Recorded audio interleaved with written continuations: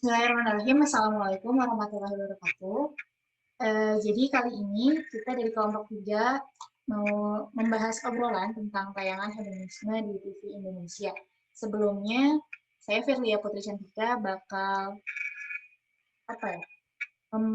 memandu perbincangan kali ini dari pihak pro dan kontra terhadap tayangan hedonisme di TV Indonesia.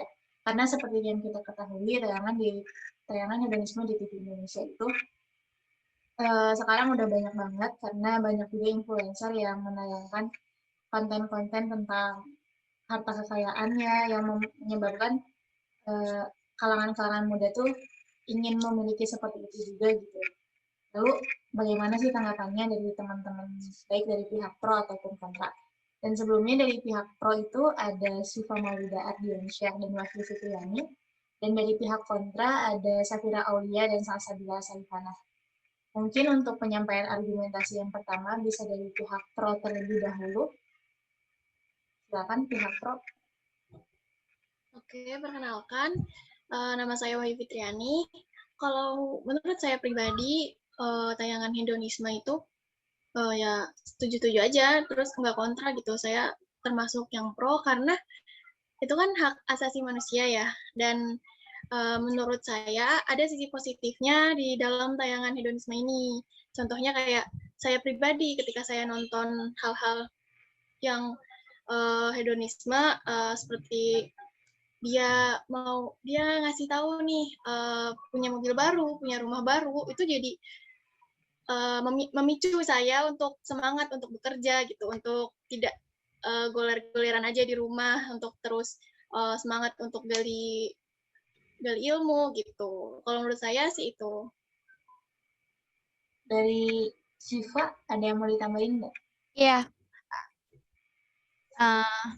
aku mau menambahin sedikit sih. Sebelumnya suara aku putus-putus nggak ya? Terdengar jelas. Jelas, oke. Menambahkan dari yang Fitri tadi gitu.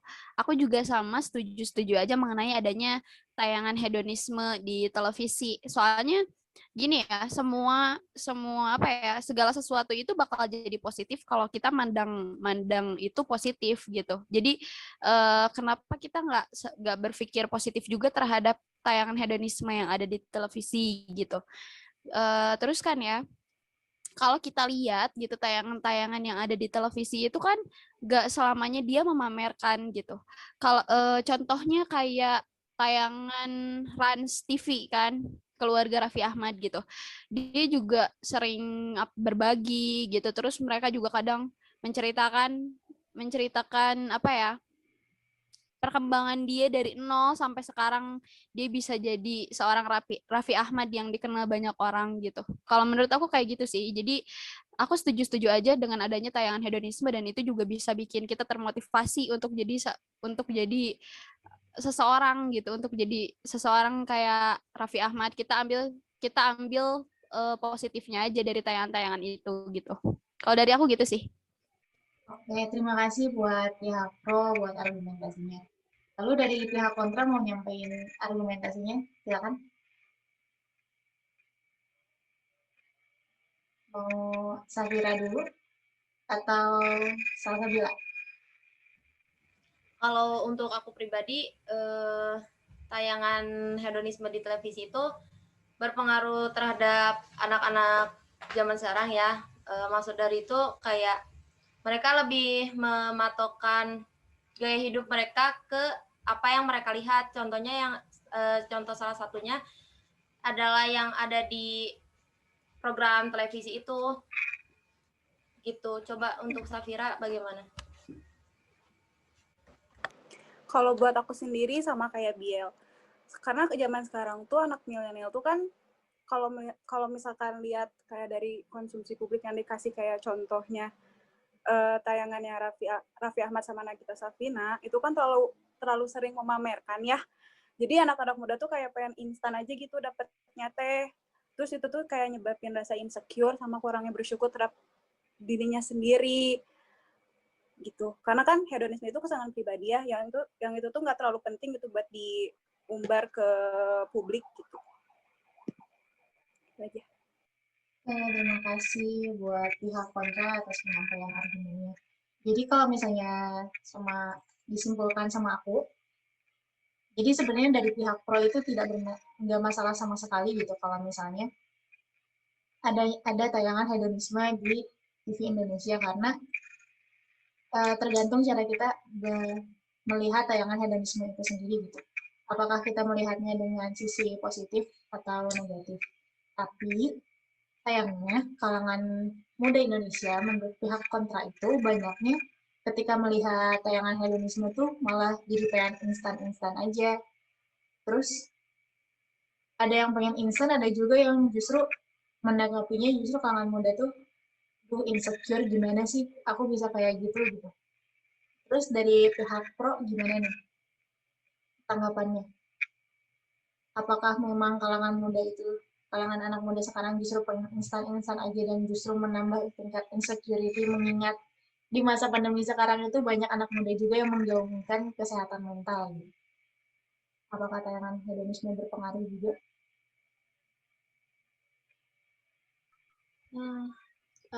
Aku coba untuk menanggapi ya. Kalau menurut aku pribadi, kenapa kitanya aja gitu yang menyetir diri sendiri gitu. Kalau terus kita nggak bisa nyetir orang lain gitu. Kita nggak bisa nyetir kayak tayangan mereka, terus apalagi kanal sosial media mereka, itu kan hak-hak mereka ya untuk menayangkan gaya hidup mereka. Benar yang dikatakan dengan Siva, kita ambil aja sisi positifnya gitu. Kita nggak bisa menyetir orang lain, tapi kita bisa menyetir diri kita sendiri gitu. Kan banyak juga sosial media yang ngajarin gimana sih kita untuk bisa sukses seperti Raffi Ahmad, atau gimana kita bisa sukses seperti Mbak Im Wong gitu. Dan cerita mereka itu nggak asing lagi gitu, karena kita juga dari kecil juga nonton televisi gitu. Mereka juga nggak instan gitu. Untuk Fitri sendiri, sebenarnya tayangan hedonisme itu nggak salah gitu. Yang salah itu kenapa kita nggak edukasi diri kita sendiri gitu. Ada tambahan dari Siva atau mau langsung dijawab sama pihak kontra? Aku mau menambahkan dulu sedikit. Bener yang kata Fitri bilang, kenapa kita nggak nyetir diri kita sendiri gitu, jangan sampai kita yang disetir sama media gitu, karena kan apa yang kita konsumsi itu ya kita sendiri yang atur gitu, kita mau makan apa gitu, kita kan yang mau gitu, jangan sampai kita yang disetir sama mereka gitu.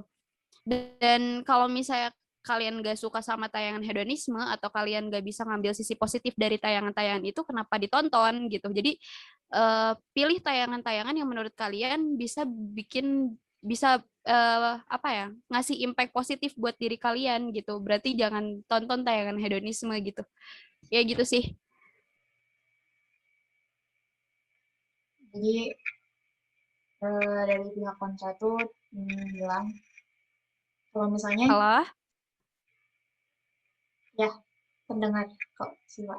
Jadi tadi dari pihak pro itu menjelaskan kalau misalnya tayangan hedonisme pun influencer yang menayangkan dan memperlihatkan gaya hidupnya pun mereka berjuang gitu dari bawah gitu, tanpa memperoleh itu secara instan gitu. Dan bagaimana cara kita mengendalikan diri kita sendiri. Kalau dari pihak kontra ada tanggapan lainnya, karena kan itu masih dari perspektif mungkin dari individu-individu yang bisa mengontrol dirinya sendiri gitu. Dari pihak kontra gimana? Kalau kata aku sih emang nggak apa-apa, emang memotivasi. Cuman kalau emang keseringan kan itu bukan konsumsi publik ya. Apalagi kan TV itu kan fungsinya itu kan ada mendidik gitu. Jadi kalau misalkan dilihat juga buat anak milenial sekarang tuh kerasa banget sih, kayak ada kayak gini, aku pengen kayaknya anaknya jadi Rafathar, dia nggak akan ngerasain jadi ABC gitu karena keseringan terlalu di publik gitu, di sosial media, di TV gitu. Terus juga kan dalam Islam kalau terlalu berlebihan di publikasiin hedonisme itu kan nggak boleh gitu. Dimana kan Allah tuh berfirman dalam surat At-Takasur ayat 1, Al-Hakumut Takasur adalah wa'id atau ancaman terhadap orang-orang yang selama hidupnya hanya sibuk mengurusi urusan duniawi sampai mereka masuk ke yang lahat, sedang mereka tidak sempat bertaubat. Kalau dari aku kan mungkin tontonan di televisi nggak semuanya anak milenial dan anak muda yang udah cukup umur gitu. Salah satunya kayak yang di bawah umur tuh mereka udah bisa nonton dan mereka melihat gaya hidup yang tidak mereka rasakan. Menurut aku di situ tuh lebih ke kayak nggak baiknya karena mau gak mau nanti orang tua anak itu yang menonton kayak ingin memaksakan untuk mengikuti gaya hidup pola hidup hedonisme itu sendiri gitu loh. Kayak contohnya anak kecil yang melihat Rafathar, dia juga kan ingin seperti mereka, tapi orang tuanya tuh mungkin belum mampu gitu. Kalau untuk anak remaja mungkin bisa menjadi motivasi, tapi tidak baik untuk tontonan anak di bawah umur karena salah satu alasannya itu sih. Dari aku segitu.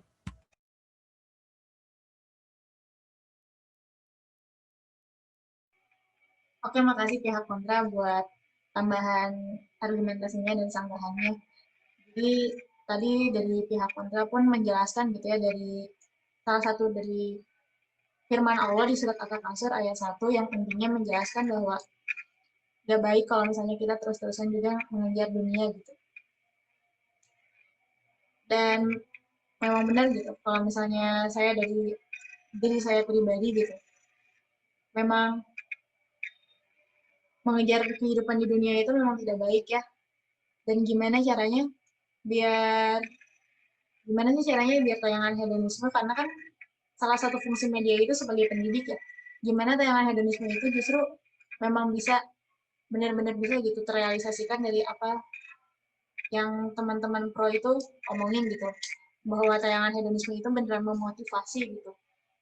Dan apakah tayangan hedonisme seharusnya dibatasi umurnya hanya untuk remaja dari 17 tahun ke atas atau bisa dikonsumsi juga oleh anak-anak di bawah umur gitu, seperti sanggahan dari Salsabila tadi gitu, karena tayangan hedonisme untuk anak di bawah umur itu nggak bagus.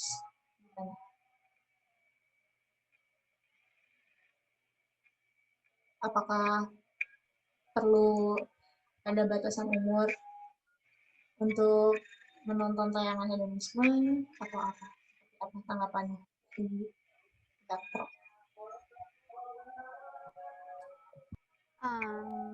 Oke. Mungkin kalau mendengar dari paparan tadi tim kontra mengenai adanya batasan usia,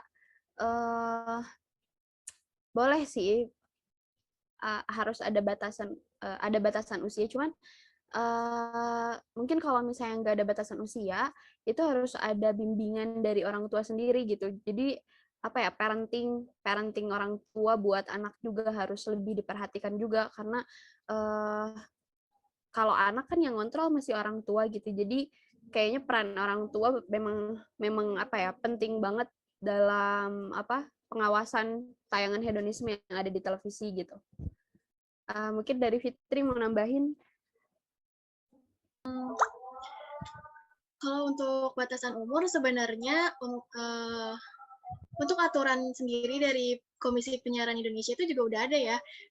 Kayak P3SPS itu kan kayak kemarin di tayangan TV Bis Update itu, kalau misalnya kalian tahu yang ditayangkan di iNews TV itu tayangan mereka juga mendapatkan teguran karena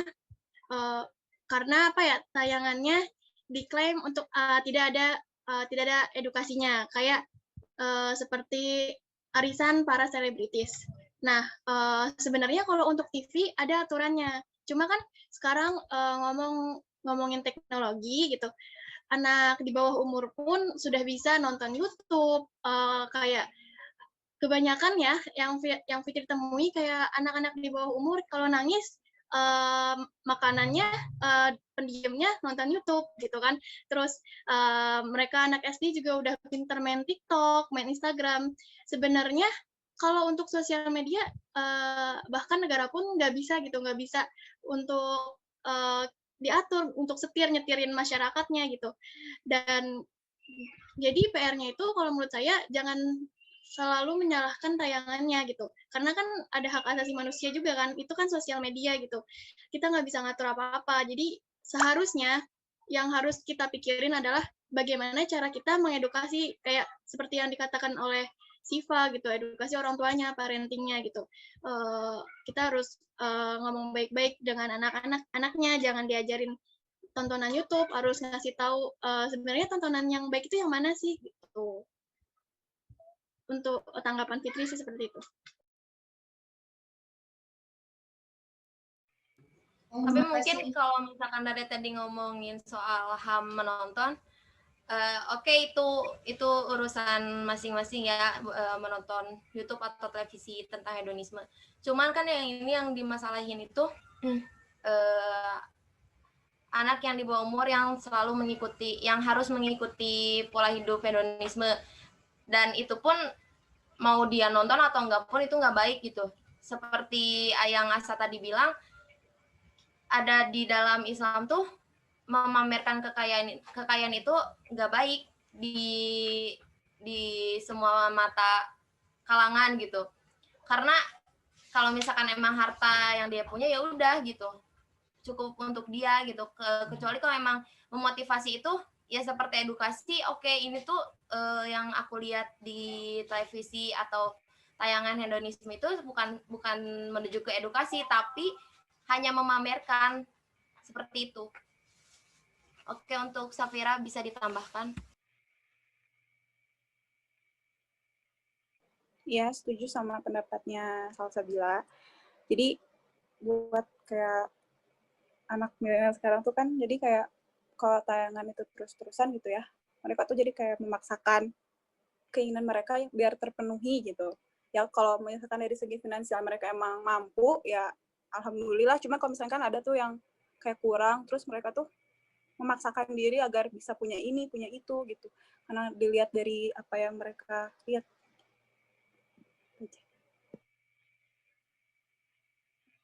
Terima kasih buat pihak pro dan pihak kontra yang sudah menyampaikan tanggapannya lagi terhadap